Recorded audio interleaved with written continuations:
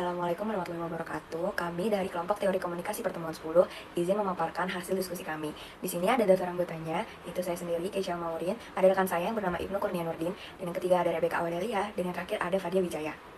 Berikut merupakan studi kasus yang kami pilih untuk digunakan pada tugas kali ini. Berita yang kami pilih berjudul Cek Fakta nomor 278, belajar dari kencangnya ujaran kebencian terhadap perempuan dan minoritas di Pilpres 2024.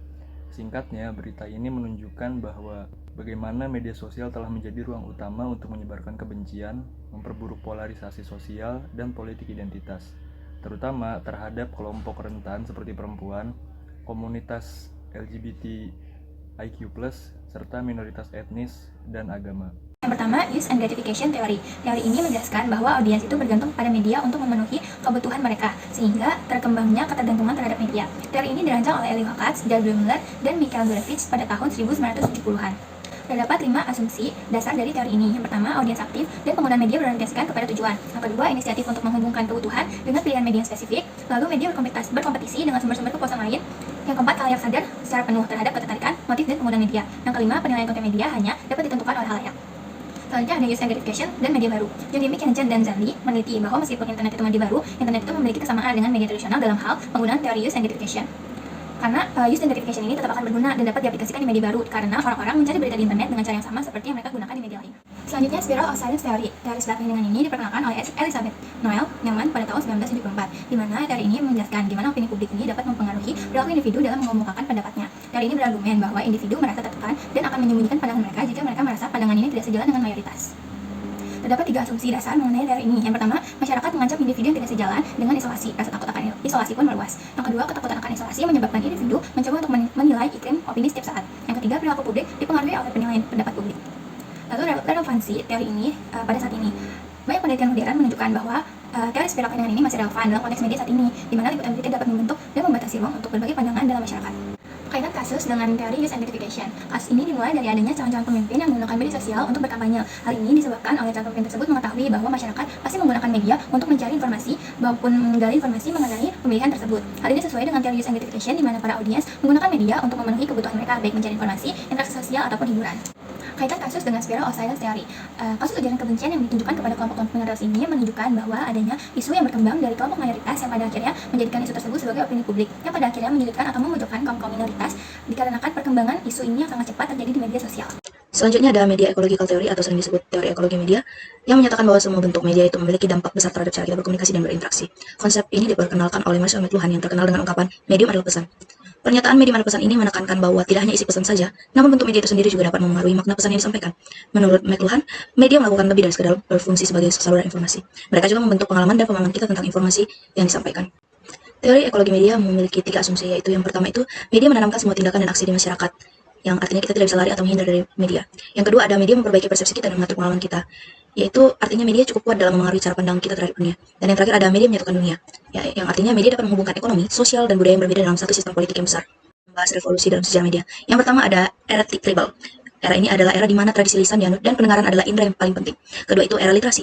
Era ini adalah era di mana komunikasi tertulis berkembang dan mata menjadi indera yang dominan. Ketiga, ada era cetak, yaitu era di mana memperoleh informasi melalui kata-kata yang dicetak, yang merupakan sebuah kebiasaan dan melihat menjadi indera yang dominan. Dan yang terakhir ada era elektronik.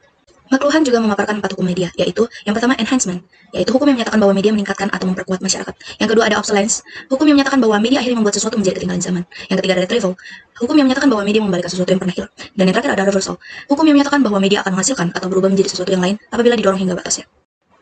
Teori ekologi media sendiri menjelaskan bahwa media bertindak sebagai perpanjangan dari kemampuan fisik dan kognitif manusia, yang digambarkan sebagai perpanjangan diri kita sendiri. Karena teknologi seperti telepon, televisi, internet berperan dalam memperluas jangkauan indera manusia. Setiap inovasi teknologi tidak hanya mempengaruhi cara kita menerima informasi, tetapi juga cara kita berpikir dan berinteraksi dalam masyarakat. Misalnya, televisi sebagai media visual mengubah cara masyarakat memahami berita dan hiburan dibandingkan radio yang hanya fokus pada audio. McLuhan juga menekankan bahwa media memiliki kekuatan untuk membentuk struktur sosial dan budaya.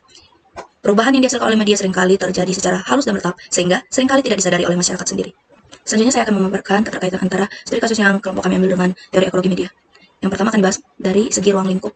Ya, artikel yang kami ambil yaitu tentang hate speech atau ujaran kebencian dan minoritas. Artikel tersebut menyoroti bahwa media sosial telah menjadi platform penting untuk menyebarkan ujaran kebencian, terutama terhadap perempuan dan kelompok minoritas seperti LGBTQ. dan masyarakat Tiongkok. Dalam konteks ekologi media, media sosial tidak hanya menjadi sarana komunikasi, namun juga merupakan lingkungan yang membentuk interaksi sosial. Karena media sosial dapat memberikan anonimitas, media sosial memberikan ruang bagi individu untuk menyebarkan konten kebencian tanpa takut akan konsekuensinya, sehingga memperburuk polarisasi sosial. Selanjutnya di sini ada face negotiation theory. Jadi wadah dalam teori ini identik dengan citra diri yang mau kita perlihatkan. Nah, sedangkan face work ini itu tuh tentang melindungi diri sendiri, orang lain, dan citra bersama. Dan selanjutnya di sini ada tipe-tipe face work. Jadi yang pertama itu ada take face work. Itu sejauh mana seseorang menghargai otonomi orang lain. Yang kedua itu ada solidaritas face work. Itu menerima seseorang sebagai seorang anggota dalam kelompoknya. Yang ketiga itu ada approbation face work. Itu tuh fokus pada aspek yang positif orang lain aja gitu. Dan selanjutnya di sini ada asumsi dasar teori. Asumsi dasar teori ini ada tiga, ada identitas diri penting dalam komunikasi antar pribadi. Yang kedua itu ada konflik manajemen dimediasi oleh citra dan budaya. Dan yang ketiga itu ada tindakan tertentu mengancam citra diri yang ditampilkan. Selanjutnya di sini ada budaya individualis dan kolektivis. Jadi individualis itu lebih menekankan posisi individual berada di atas kelompok dan kolektivitas itu sebaliknya. Dan selanjutnya di sini ada konflik lintas budaya. Yang pertama itu ada avoiding atau menghindari ketidaksetujuan, dan yang kedua itu ada obliging, memuaskan kebutuhan orang lain, dan yang ketiga itu ada compromising, itu mencari jalan tengah dari sebuah masalah, dan yang keempat itu menggunakan pengaruh kekuasaan untuk membuat keputusan atau dominating. Yang kelima itu integrating, dia itu bekerja sama sama orang lain untuk mendapatkan sebuah solusi. Selanjutnya di sini ada keterkaitan teori face negotiation dengan kasus ujaran kebencian anti LGBTQ dan dilakukan oleh Partai Nasdem. Jadi di sini itu intinya caleg Nasdem ini menunjukkan nilai kolektivis dengan menekankan kepentingan kelompok tetapi juga bersifat individualis karena dia menjanjikan perancangan regulasi anti LGBTQ ini untuk kepentingan dirinya sendiri. Berikutnya ada teori akomodasi komunikasi. Teori ini dikembangkan oleh Howard Diels dan berfokus pada dinamika sosial dan psikologis yang terlibat dalam penggunaan bahasa. Teori ini ditemukan sekitar tahun 1973. Pengertian dari teori ini adalah sebuah kerangka pemahaman yang menjelaskan bagaimana dan mengapa orang menyesuaikan komunikasi mereka terhadap orang lain serta menjelaskan konsekuensi sosial dari hal tersebut. Teori ini memiliki 4 asumsi dasar, yaitu yang pertama adalah kesamaan dan ketidaksamaan kata-kata dan perilaku ada di semua percakapan. Makin mirip kita dengan orang lain dalam hal perilaku dan keyakinan, maka kita akan semakin tertarik untuk berakomodasi dengan orang lain. Yang kedua ada cara kita memandang ucapan dan perilaku orang lain akan menentukan bagaimana kita mengevaluasi sebuah percakapan. Nah, di asumsi ini dijelaskan bagaimana seseorang akan mempersepsikan apa yang terjadi dalam sebuah percakapan sebelum mereka berperilaku. Titik di mana seseorang mempersepsikan ucapan orang lain akan menyebabkan evolusi kepada orang lain. Yang ketiga ada bahasa dan perilaku memberikan sebuah informasi tentang status sosial dan kelompok yang dimiliki. Jadi di asumsi ini itu dijelaskan bahwa bagaimana bahasa dan perilaku itu dapat merefleksikan status seseorang atau berasal dari mana orang tersebut. Kemudian yang asumsi terakhir ada akomodasi beragam dalam tingkat kesesuaiannya dan norma menuntut proses akomodasi. Dalam asumsi ini dijelaskan akomodasi dapat berbeda dalam hal kesesuaian sosialnya, sehingga ada masa di mana akomodasi menjadi tidak pantas untuk dilakukan. Kemudian di teori ini dijelaskan beberapa cara untuk beradaptasi. Pertama ada cara konvergensi. Cara konvergensi adalah sebuah strategi di mana individu beradaptasi dalam perilaku komunikasi milik individu lain. Jadi lebih seperti bagaimana kita menyesuaikan sikap atau cara berkomunikasi kita kepada lawan bicara kita. Yang kedua ada divergensi, yaitu cara untuk beradaptasi di mana individu-individu yang hendak melakukan akomodasi menunjukkan perbedaan masing-masing, baik dari segi verbal maupun non-verbal. Contohnya misalkan seperti orang dari suku Jawa ingin berakomodasi komunikasi dengan orang dari suku Batak. Nah, orang dari suku Jawa ini dengan bangga menonjolkan bagaimana logat Jawanya yang khas. Begitu juga dengan orang dari suku Batak yang menonjolkan logat Bataknya yang khas. Lalu yang terakhir ada over accommodation atau akomodasi yang berlebihan. Nah, cara ini merupakan sebuah label yang diberikan kepada pembicara yang dianggap berlebihan dalam melakukan akomodasi. Teori yang selanjutnya ada teori kelompok yang dibungkam. Teori ini ditemukan tahun 1975 oleh Edwin Ardenar yang mencatat bahwa kelompok-kelompok membuat bagian tertinggi dari hierarki sosial yang menentukan sistem komunikasi untuk kebudayaan. Contohnya, wanita, orang miskin, dan orang-orang yang berbeda warna kulitnya harus belajar untuk bekerja sama dalam sistem komunikasi yang telah ditetapkan oleh kelompok yang lebih dominan. Teori ini memiliki 3 asumsi dasar. Yang pertama, para wanita melihat dunia secara berbeda dengan para lelaki karena pengalaman berbeda para wanita dan para lelaki dan kegiatan-kegiatan yang berakar pada tenaga kerja. Kedua, karena dominasi politik mereka, cara pandang laki-laki menjadi dominan, menghalangi kebebasan ekspresi model-model alternatif dunia milik wanita.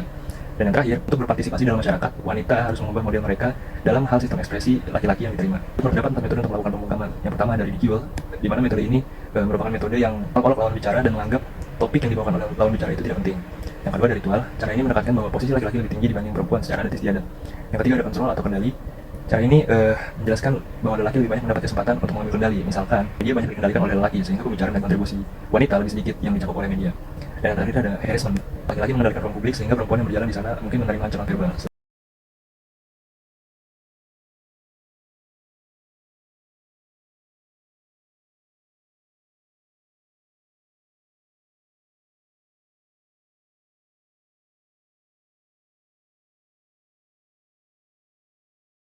Kemudian kaitan antara teori kelompok yang bungkam dengan studi kasus yang kami angkat ada pada ujaran kebencian yang diterima oleh kaum minoritas dalam hal ini etnis Tionghoa. Ujaran kebencian yang diberikan tersebut berupa sebuah ejekan kepada etnis Tionghoa. Ejekan dalam hal ini terkait dengan proses pembungkaman yang ada di dalam teori kelompok yang bungkam.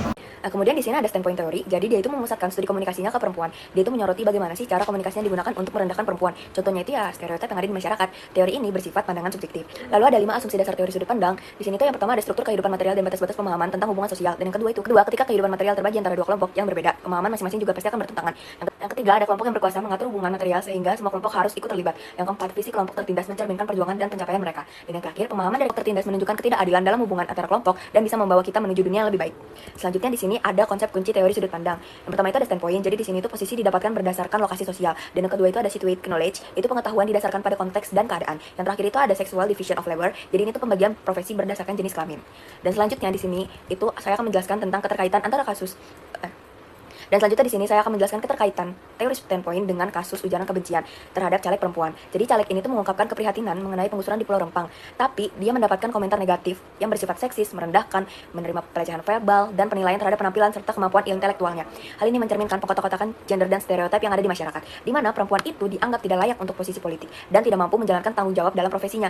Teori standpoint dan sexual division of labor ini menjelaskan bagaimana sih bias gender memengaruhi komunikasi dan persepsi terhadap perempuan. Oke, cukup sekian dari kelompok kami. Semoga kalian dapat memahami materinya. Terima kasih. Mohon maaf apabila ada kesalahan. Wassalamualaikum warahmatullahi wabarakatuh.